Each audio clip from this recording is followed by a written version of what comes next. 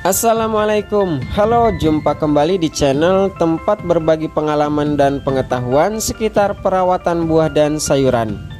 Sebelumnya saya ucapkan selamat menunaikan ibadah puasa ya bagi yang menjalankan. Semoga di bulan yang penuh hikmah ini kita tetap semangat menjalani aktivitas dalam melakukan setiap kegiatan. Sekarang hari Sabtu tanggal 25 Maret tahun 2023. Inilah bukti perkembangan cabai tanpa mulsa di usia ke 154 hari setelah tanam. Untuk pertumbuhan di usia tanaman yang semakin tua, terlihat semakin banyak buah yang dihasilkan dari setiap pohonnya ya.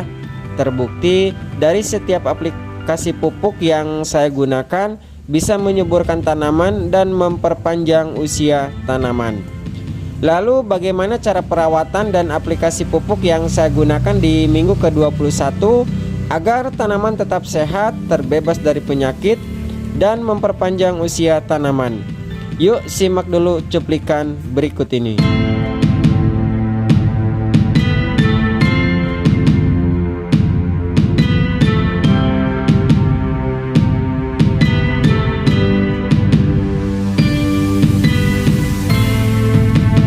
Di usia 148 hari setelah tanam, tepatnya di hari Senin tanggal 20 Maret tahun 2023, di awal minggu ke-21 saya aplikasikan insektisida Kurakron untuk pengendalian dan pencegahan hama sasaran. Insektisida Kurakron ini sudah saya bahas di konten-konten saya sebelumnya ya, tapi sedikit akan saya bahas untuk kalian yang baru bergabung di channel ini. Harga dari insektisida Kurakron ini kisaran Rp33.000 ya.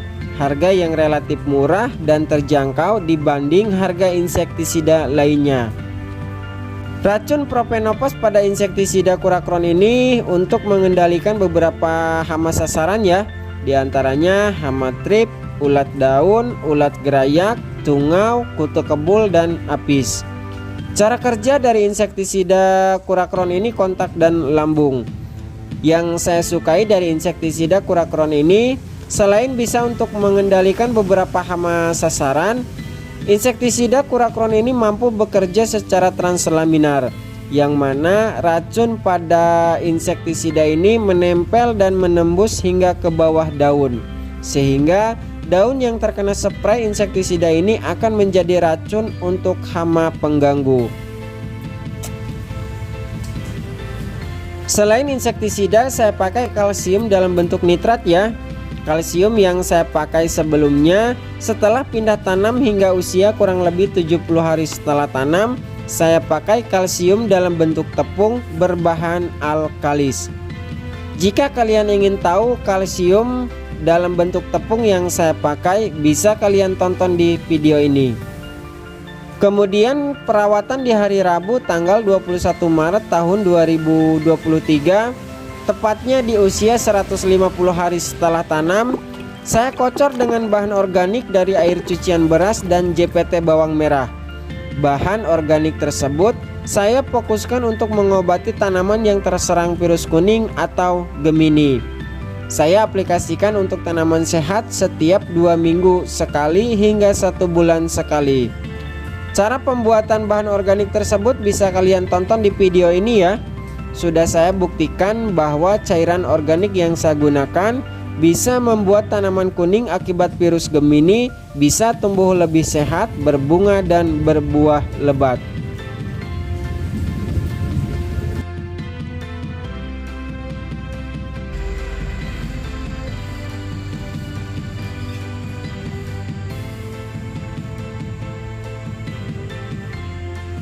Perawatan di usia 152 hari setelah tanam di hari Jumat tanggal 25 Maret tahun 2023, saya aplikasikan pupuk makromajemuk yaitu magnesium dan sulfur.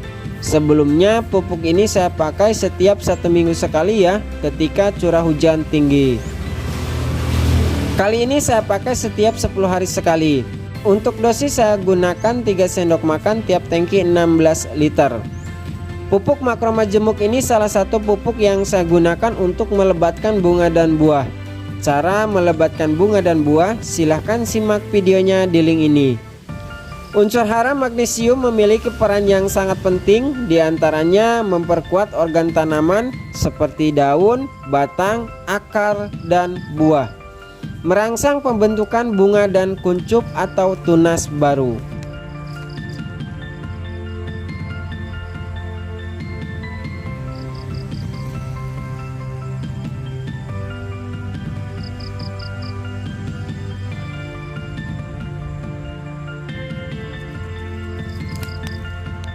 Selain pupuk makro majemuk, magnesium dan sulfur, saya aplikasikan kalsium ya.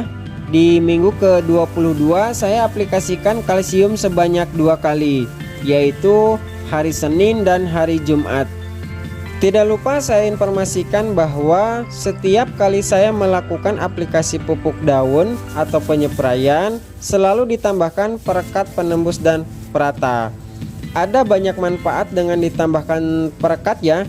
Selain agar tidak mudah tercuci air hujan, setiap pupuk maupun pestisida bisa bekerja secara maksimal dan lebih merata.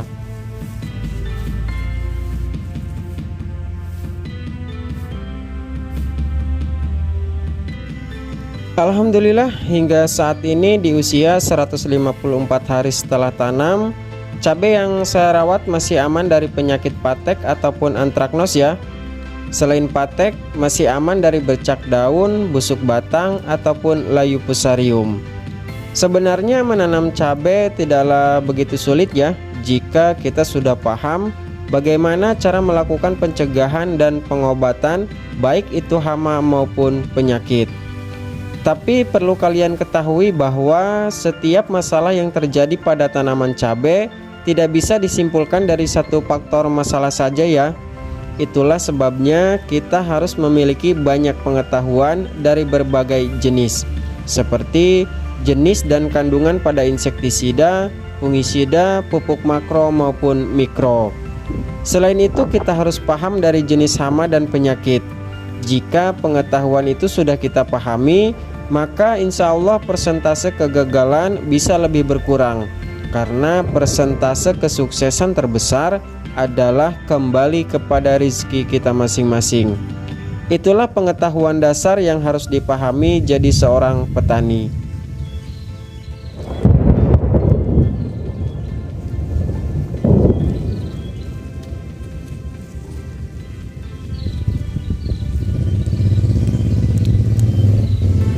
Oke kawan ya, itulah informasi cara perawatan cabai rawit di minggu ke-22. Cara perawatan cabai di minggu ke-23 akan dimuat di konten berikutnya. Karena perawatan di minggu ke-23 akan diaplikasikan rollingan fungisida, insektisida, pupuk makro dan mikro. Ingat pesanku, tetap jaga kesehatan, tetap semangat, dan semoga bermanfaat. Karena sebaik-baiknya orang yang bisa memberi manfaat untuk orang lain. Jangan lupa subscribe, like, komen, dan share. Terima kasih dan sampai ketemu di konten-konten bermanfaat berikutnya.